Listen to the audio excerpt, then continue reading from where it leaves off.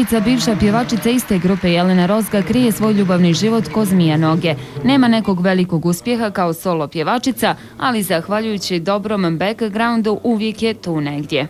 Ok, objektivnost mi ovdje nije jača strana, ali nju obožavam, moja draga prijateljica i meni najdraža pjevačica.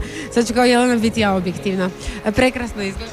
Hvala ti puno. Imaš novi vriz? A i ti isto. Ja isto, da.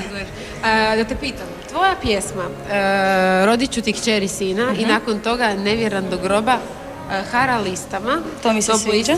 I ljudi su jednostavno oduševljeni. Da.